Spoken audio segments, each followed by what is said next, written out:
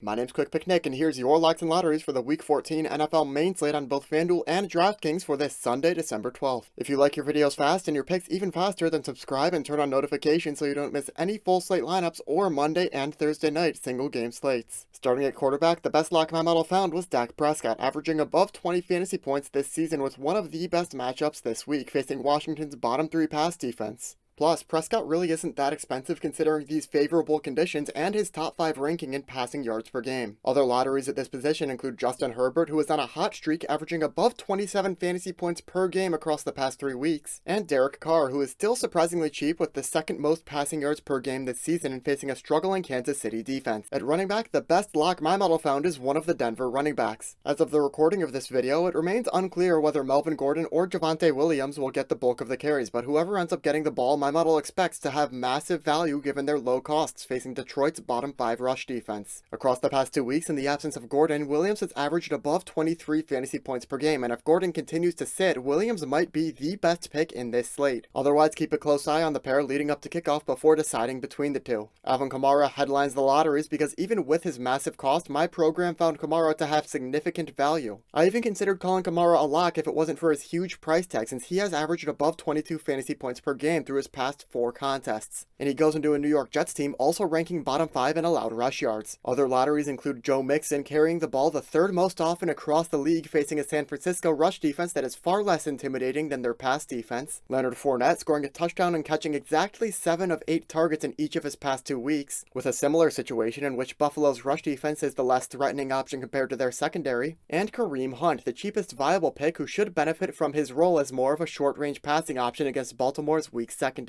At receiver, the best lock I could find is pretty much any Dallas receiver. It's hard to know which one will have the best value for various reasons, but as far as I can tell, you're going to want to have at least one Cowboy on your team, since Washington's defense, as I mentioned earlier, won't hold up against such a strong passing offense. CeeDee Lamb is pricey with 2 of his past 4 contests above 15 fantasy points and those other 2 weeks falling below 5 fantasy points. Amari Cooper hasn't been great lately, but has had high marks with his most recent big game happening back on Halloween against Minnesota with 122 yards and a touchdown. And Michael Gallup will split time with Cedric Wilson, although both are significantly cheaper if you want to find a budget option. The top 2 lotteries of this slate are Mike Williams and Hunter Renfrow, the former of which really isn't that expensive considering his average above 13 fantasy points per game this season, including 2 of his past 3 games surpassing that mark, and the latter recording above 100 receiving yards in back-to-back weeks facing the Chiefs' poorest defense. As for the rest of the lotteries, my model likes Brandin Cooks and his average price tag facing the worst passing defense in Seattle as the top passing threat for Houston. DJ Moore potentially rekindling his connection with Cam Newton, featuring 1 game with 50 yards and a touchdown and another above 100 yards with this upcoming one against Atlanta, and one of the Buffalo receivers. It's once again hard to tell which Buffalo receiver, with Stefon Diggs potentially having too high of a cost to warrant taking, but then again it's Stefon Diggs, so maybe. And Cole Beasley and Emmanuel Sanders both having cold streaks, but with Tampa Bay allowing many more yards through the air than on the ground, it's hard to imagine none of these guys scoring. Worth keeping an eye on is Julio Jones, who will be making his return from IR against Jacksonville, expected to fill big shoes with AJ Brown still on IR himself. Moving to tight end, the best lock here is George Kittle, and no, this is not recency bias. At least I don't think I programmed recency bias, but anyways, Kittle has scored a touchdown in 4 of his past 5 contests, obviously including last week's spectacular performance of 2 touchdowns and 181 receiving yards. Cincinnati probably can't stop this big man's touchdown streak, especially coming off such a hot week. The lottery tight ends I found are DAWSON Knox for similar reasons to his fellow Bills receivers, with Knox ranking 1st in touchdowns among tight ends. Dalton Schultz also finding similar reasons to his Cowboys receivers, with Schultz finding better luck in his season-long consistency, falling below 6 fantasy points only 3 times in 12 games, and Rob Gronkowski drawing a tough Bills matchup, but it's Gronk, and you can never completely count out that Brady to Gronk connection regardless of opponent. At flex, I've just given you a bunch of viable fill-ins, and at defense, try to save as much cash without picking a blowout. This time, those defenses include the Jets on FanDuel, the Jaguars and Lions on both platforms, and the Giants on DraftKings. With all that being said, here are my favorite lineups for both platforms. Again, if you haven't already, consider subscribing if you like getting your fantasy picks in a concise and edited and, dare I say, professional manner. In any case, this has been Quick Pick Nick, and thanks for watching.